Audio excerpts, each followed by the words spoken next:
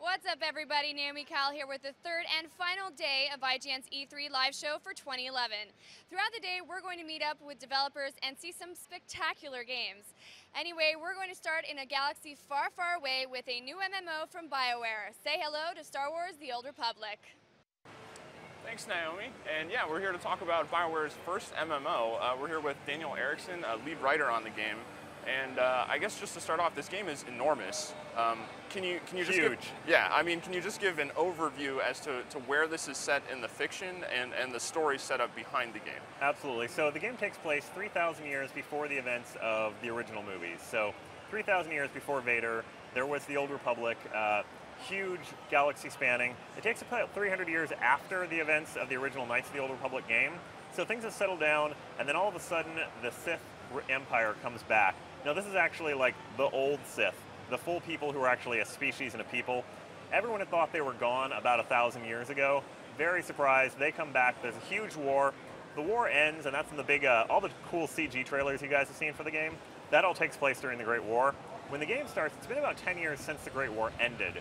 And there was a very, very tenuous peace, and players are sitting there knowing that war is coming again, and they're going to be the next generation that has to deal with this conflict.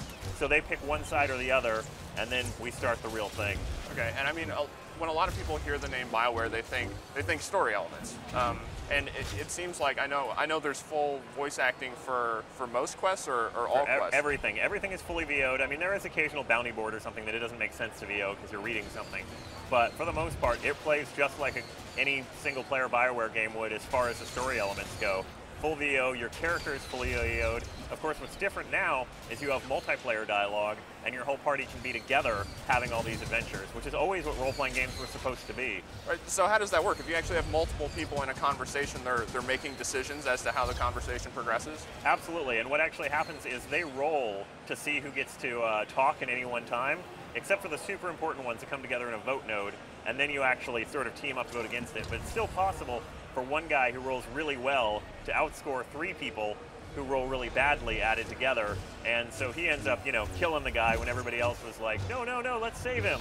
Okay, and I mean, as a lead writer, like, how much writing is involved in that? If you have as many quests that are in this game, I assume there's content all the way up to the level cap, like. Yeah, well, there's 8 different classes, and each one of the classes actually has their entire own story going on, as well as all the world arcs and that sort of thing. So this thing is actually bigger than every BioWare game we've done before put together. At one point, and this is quite a while ago, we figured out we had just dialogue, enough word count to fill 60 standard-sized Star Wars novels. Okay. It's big. It seems like a lot, and to fill that with actual content, I mean, can you talk about the types of quests that you'll be doing, and maybe some of the end game content that'll be in store for players? One of the things we've talked a little bit about, so we revealed the operations, which are our end game, our version of raids. And so people have seen how that has the cool content. People have seen how the flashpoints have, more story, and they're not like the typical dungeons. What we actually decided to show today and bring out was the Alderaan content. And the reason for that is that's actually a world arc, which is something we haven't talked about before. It's not separated out. It's not something that you have to go and run your instance for an hour and a half. This is what our normal gameplay looks like. It is a 10-quest arc that covers all of the planet of Alderaan and ends with a huge boss fight where you take on the general who's tried to claim the king's position for himself. And there's a big puzzle fight. You have to figure out how to take him out. You've got a multi-stage boss fight in it. And this is all stuff that happens just in the normal course of gameplay, not talking about all the extended endgame content, etc. Not talking about like the separated off stuff. Exactly. This is just like your normal, what you and your friends can be doing at any time in the Old Republic. Okay. And yeah, in terms of PvP, I know people are probably going to want to fight each other in this game, considering the conflict and the popularity of the fiction. Right. We always say it is Star Wars for a reason. Yeah. I mean, can you just talk about the general structure there for people that are going to be fighting against each other? We have PvP servers and PvE servers. We have the war zones, which are your separated out, really dynamic, really fun, immersive places where we try to put the story in there as well, where people can get together in a safe place and fight teams against teams. We also have open world PvP, which we haven't talked that much about yet, but we are going to have places where you can go and do big PvP where everybody comes in and there's really no rules. And then obviously on the PvP servers, it's kind of free-for-all. One of the things we decided to do for the show floor is we brought Tatooine and just let people play. And Tatooine is a planet where all the classes are together at the same point. There really is no government structure, or there's not a lot of guards and things. And you get out into like the Dune Sea, and everybody's paths cross because of the quests.